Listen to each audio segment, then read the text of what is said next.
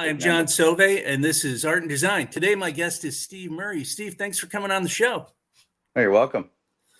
What I like, Steve, is that you seem like you're a man about the world with that backdrop. It makes me feel so good to see you, like I'm at a Grateful Dead concert or something. You are a kind man. Well, I appreciate you doing this. Steve, My pleasure. I really wanted to bring you on for a couple of reasons, but the most important is, how long did you work in the billboard business, outdoor advertising, if you will? About 35 years. And how did you get into it? Well, it's funny you ask. It was a girl. It's always a girl, Steve. She got me a job with the largest billboard company in the country, Foster and Kleiser in Chicago. I was a landman. I'd go out and look for locations in the city of Chicago. And it was fun. It was a great way to learn the city and make a little bit of money. They didn't pay me anything, but I did get trade with them. I could go to really nice restaurants and just sign off on it because they would trade billboard space for, restaurant usage. So that was kind of fun. But that's what got me into it, and worked in Chicago for about 4 or 5 years, and then I came up from northern Michigan, decided to start my own business up here. All right, so I got to ask, when you were out looking for land and locations for the billboard space, are we talking about buildings attaching to buildings, or was it attaching to buildings as well as putting the foundation in for a post along the side of the freeway, or was it all the above? It was all the above. If you could find any place to put a sign, you'd probably try to secure that location. Certainly in a city. In northern Michigan, it was all on, individual posts. Just easier, more rural. When I started back in like '89 in Petoskey, there were a fair amount of billboards, but room for more. And the rules by the state of Michigan were pretty strict, so it made it more difficult. But Well, okay, so I just want to walk through this process. I want to start with Chicago. You want to put a billboard on the side of a building, I would imagine you'd have to go through several different committees and state and local authorities. And yep. you have to learn how to navigate that process. Were you a part of all of that as well? After you find the location, did you have to go to the meetings and everything to get this approval? No, thank goodness. That's a great question. Those are probably the most important people in a billboard company, like in Chicago. The big boys, because they have to go talk to the alderman too. That's a whole nother person you got to talk to. Not only talk to him, but probably have to maybe offer him playground equipment or something, for his area that he covers. Very difficult to get permits in big cities. So no, I would find a location, but I knew that they were legal locations by the zoning. It had to be zoned commercial or industrial, and then have a good solid lease to go with it. Then I would pass that along to the guys that would secure the permit. And that would take probably 6 months. Would be a quick turnaround to get a permit, and they can be pricey. The ones here were $10 back when I first started. It cost you $10 to issue a billboard permit. Okay, so do the monetary for Chicago versus northern Michigan. Oh, thousands. You'd probably, the actual permit probably isn't much, but the politics behind it and the time it takes and the manpower, it was pricey. Well, and we're talking about a major city where everything is about visibility and also people's apartments. If they raise an objection, it sends it into a tailspin, depending on how wealthy and influential a resident might be that has to look at a new billboard. Is there any stories like that were setbacks for the installation? No, but that's funny you asked that. I mean, it's amazing where you'll see billboards on buildings. It'll cover, they can be 60 feet long. So think about how many windows that would cover. You know, I don't know. Maybe rent's pretty darn cheap in those places. Well, But a and billboard like that, if it's a high visibility in the city of Chicago, those things back then were making like $25,000 a month, what's the estimate for today? probably double or Yeah. more. Now Now, they have these digital signs. So right if it now, was that's making 25 grand, that's times eight because there's eight different messages on some of those. So well, and before we get to digital, I wanted to talk a little bit about because you were in the heyday of where you're still printing, in some cases even painting yeah, we were billboards, right? painting. Yeah, So, and that process, there's been major transformations in how to paint a billboard over the life of the painting of billboards. Can you talk a little bit about that? I just want to cover some of the history because I know you used to hire artists that would go out there and paint the actual billboard, and then there was some technology that came into it as well. Can you cover some of absolutely. that? No, you're absolutely right. And I'm happy you called them artists because I'm telling you, they really were artists. Some of these guys would have beautiful artwork in our building when you'd come in. You're like, where did you get these? And it was just the guys out back that would just, painted them for fun and displayed them in the entranceway. So yeah, they're hand painting image, putting a big image, on a projector, and then tracing it out and then painting it on there. The problem with that is installing those. You get these boards. For me, it was pretty easy. They were only like 10 feet by 24 feet. So I would have my sign painter paint it up and then have to shag them up a ladder and then tack them in. And that was pretty physically demanding. But it was definitely a two-man job. Now with the new technology with vinyl, I can hang a 14 by 48-foot billboard by myself. And I can do it in under 2 hours. That's Well, that's and very impressive. that's it's really impressive, especially knowing what it takes to put that up as well. And this transformation from hand painted to vinyl was huge. I mean, because if you Huge. could print out directly exactly what you wanted with all the dimensions Oh perfect, yeah. um, and I know I went to CBS Outdoor probably 30 years ago and watched how they were transforming. They had put paper up and they had a little cutter thing to do the outlines of where they Yeah. were going to add the paint, Yeah. um, as opposed to just putting an overhead up there and tracing it with a marker. These guys, this was major Yeah. technology, and now with the advent of printing on vinyl, oh, to get exactly what you want with the right dimensions.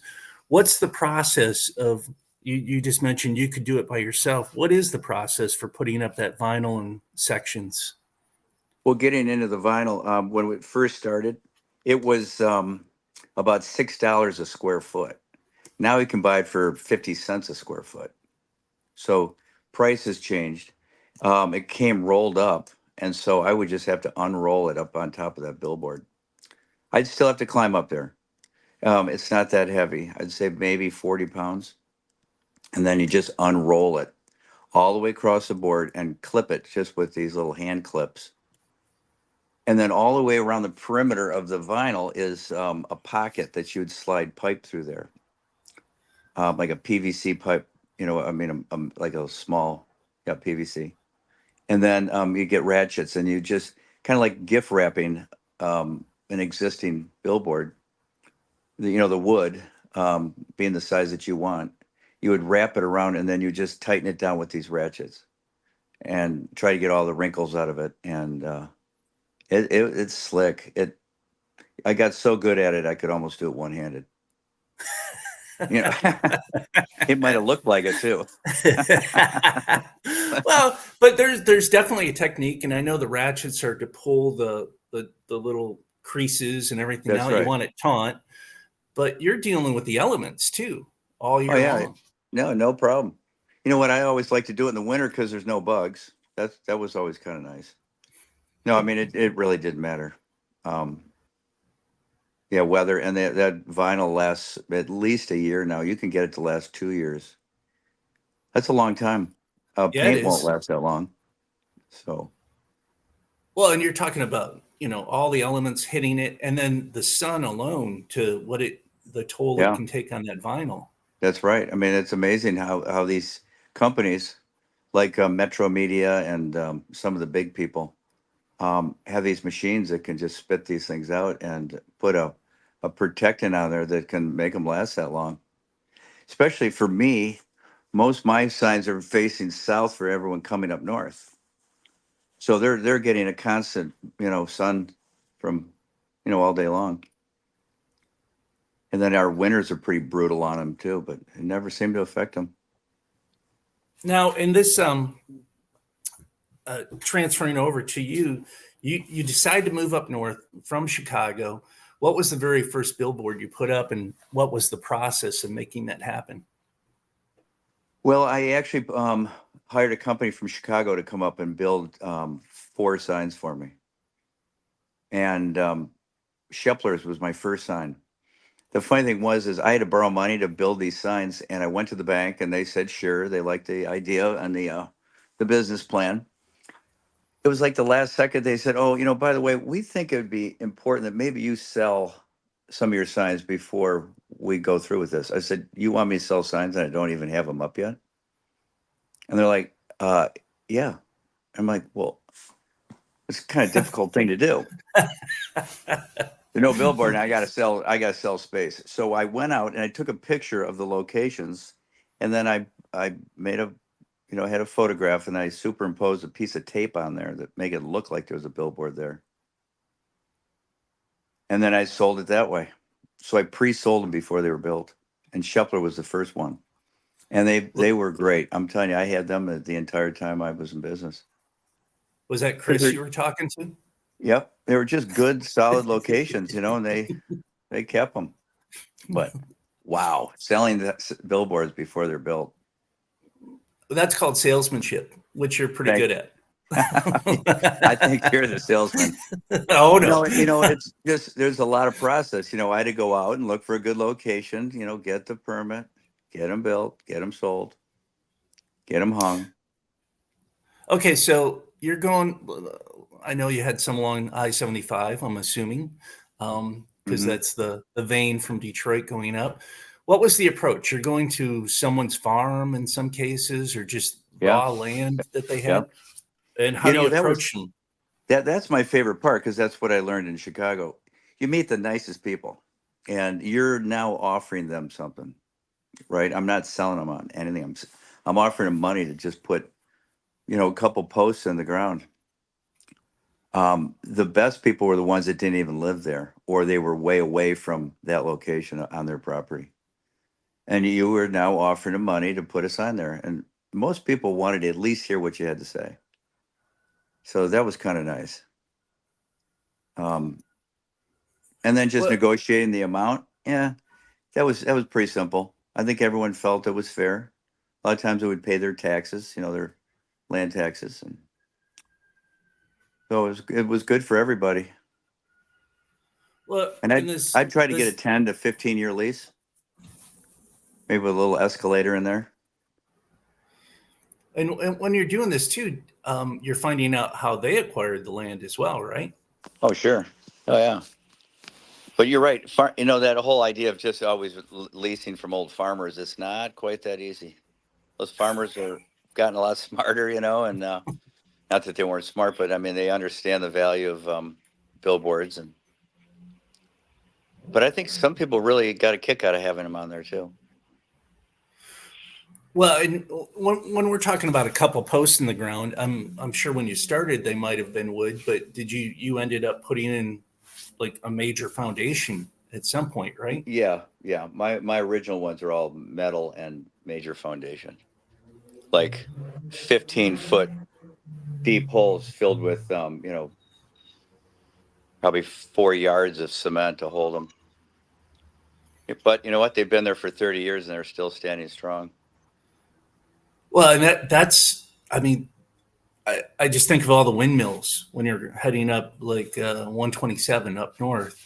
Sure. there's a lot of wind or there wouldn't be windmills there. And that being said, to put up a billboard and ensure that it's still standing 30 years later, there's Yeah. some math and some thought that has to go into all the elements and where the wind's coming from. And it's not just like you just put up a standard sign. You have to take all these things into consideration, right? That's right. Yeah, you're right. They're all engineered and built to last. I don't know Um, if they knew the actual wind loads for northern Michigan, but they sure got it right. I guess might as well factor it a little bit more than it needs to be. Kind of like the Mackinac Bridge. yeah. Somebody said it's like 100 times stronger than it needs to be. Something which is ridiculous. which is good, unless you're driving a Yugo. I heard that's bad. Oh. Is it too soon for that joke? Huh. Well, and I mean, you're talking about these posts for Northern Michigan in Chicago. I just want to go back to one thing in Chicago because you're attaching to the side of a building. Now, the building's obviously strong enough to stand, but you don't know where that wind's coming from. Have you ever had any of them that just couldn't handle the way it was attached to the building? Not really. Yes, there's damage time to time. Sometimes just the face itself, the weakest, a chain's only as strong as its weakest length. It would be the wood or the vinyl that's on there. They call that flagging. You'll see it start lifting off and it'll start blowing in the wind. Once that starts, you can probably lose the whole thing, but it's got to take a lot to do that. And every company is on that. Like they used to pay us $5 if we saw any flaw in a sign. Actually, I don't think I ever got paid my $5, but that's something you're supposed to do is report it, and so somebody can get out there quickly and address the problem. You're right, though, on buildings, different. I mean, the engineering, you think about some of these old buildings that have signs on them, how they must have attached those to, the old brick and mortar. But you'd hate to Well, see one of those fall on a city street. oh, absolutely. Yeah. Well, and I noticed too, those sometimes the billboards on the buildings would have like a little air hole cut in where it's like a flap. Uh, how did Yeah, they, good eye. how did the design happen with that? That's just a lighter vinyl that they find that you can't really notice that doesn't affect the face itself. But yeah, I think that definitely makes it last longer and doesn't put so much pressure on the board itself. I've never used it. I don't know. I just never thought it was needed because you already Yeah. have a background behind it, the board itself. So, and I think it's also recyclable.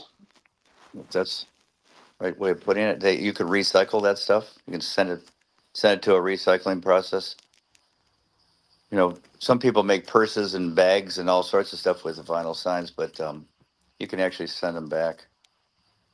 And And so that's nice. that's a regrind thing too, right? You're grinding the material up and Right. because it's a synthetic that can be recast into another vinyl. That's right. And it's only that stuff that you're talking about with the little flaps that I'm aware of. Okay. Oh. Everything else is a one use and then it can be repurposed but not reground, right? Oh, you want to mention the repurposing? Sure. If you Slippery do. slides. It's a great slippery slide. Oh. Advertisement up or down? Uh, that's funny. Probably down. Well, I don't know. Depends on how much fun it is. And so you live on a hill or? Just a slight hill. You get the water going, then you put a little soap on there, and those kids you've got them for the day. Kids? Low impact.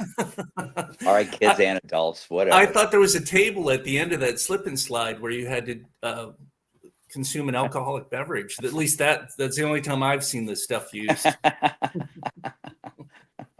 gotta hang out with you more often. Well, Steiner's on a hill. It's a There pretty you big go. hill. Oh, It's a straight drop. That would work. I was with him last night, actually. Oh, yeah. He was in town for the state game, wasn't he? Yep. Did you go to the state game with him? I did not. Oh, you didn't get that invite? That's too bad. Hmm. Yeah, I'm that's sure he okay. dresses up though, and I don't want to see that. That's Oh, scary. All that face paint. oh, on a man. Come on. Yeah. So you did this for 35 years, and then you recently retired from the business, right? Well, I had to sign a non-compete, which is really a bummer because I still would like to dabble, and I do where I'm not competing with them, and I can also work out of my area that I had signs. So I'm still kind of dabbling. I also own properties that I own, and they send me a land lease, and that's kind of nice.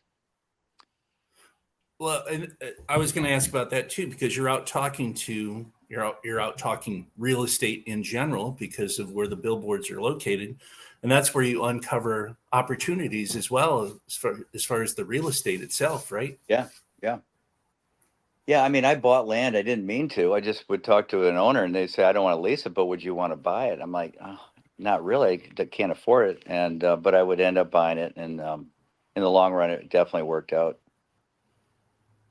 because yeah, if you find some nice pieces of property, and you can do other things with it, and have that billboard sitting there generating income.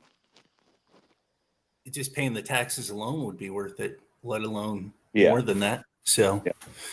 hey, I got a question for you about no compete when it comes to the billboard business.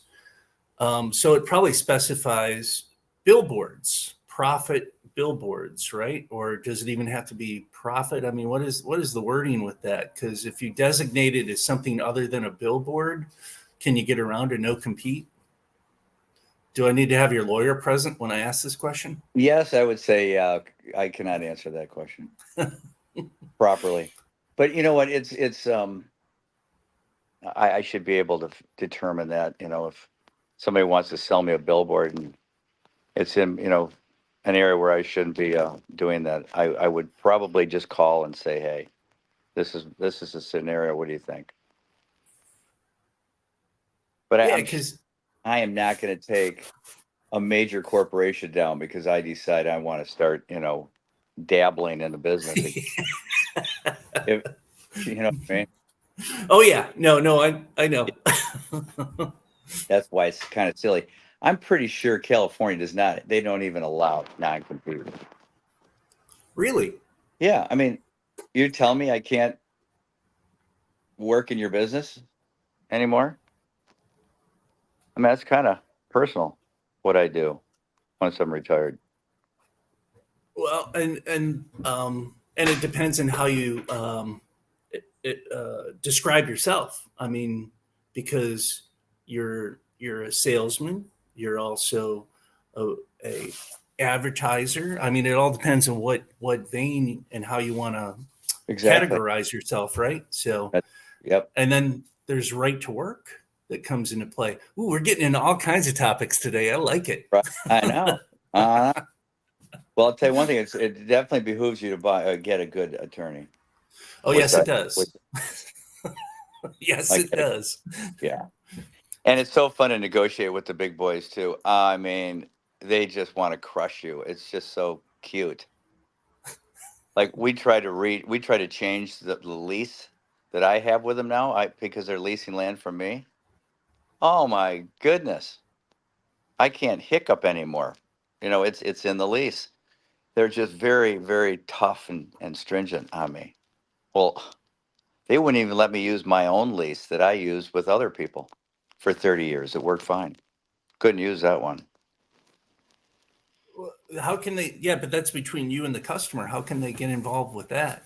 No, well, they're the customer now. They're the ones Oh, for me. got it. Okay. So, yeah, I thought they were very strict leases,